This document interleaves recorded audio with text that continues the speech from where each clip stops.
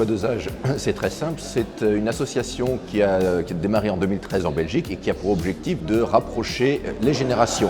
En fait, c'est un vrai échange gagnant-gagnant où l'étudiant trouve une solution de logement économique, confortable. C'est un petit peu une vie de famille qu'il retrouve, ce sont des grands-parents qu'il retrouve.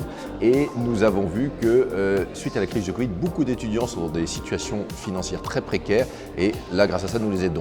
Bien sûr, du côté des seniors, il y a de nombreux avantages. Les seniors retrouvent quelqu'un, sont moins seuls, peuvent avoir un petit coup de main. Et chose très importante, ça met les seniors dans une démarche positive où ce sont eux qui peuvent aider un étudiant et ça leur permet de se réinsérer dans la société et d'être très présents, de faire quelque chose pour la société. Écoutez, c'est une grande joie de mettre à l'honneur la Belgique comme ça en France et pour ce prix international. Et donc évidemment, je suis ravie pour tout le travail qu'on fait, toute notre équipe que fait notre équipe depuis des années, 13 ans maintenant. Et donc voilà, c'est une façon pour nous d'être reconnus dans notre travail. Donc évidemment, je suis ravie.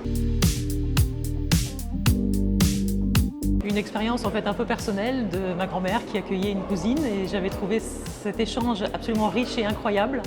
Et en arrivant en Belgique, je me suis dit tiens, pourquoi ne pas lancer ce projet-là. C'était un peu un pari au départ, mais ça a vraiment pris et je crois que voilà, c'est un concept qui est excellent pour les deux côtés, donc il faut continuer.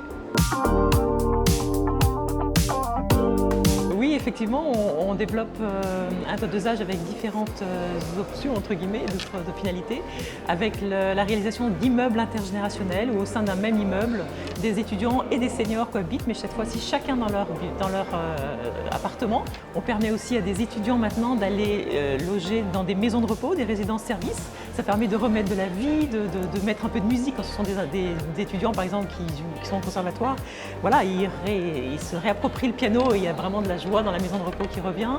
Et puis on vient de créer un nouveau petit bébé là, qui est celui de proposer à des étudiants de faire un job étudiant qui a du sens et d'aller animer des ateliers rémunérés au sein de maisons de repos avec un partenariat d'intergénération qui nous aide pour cette activité-là.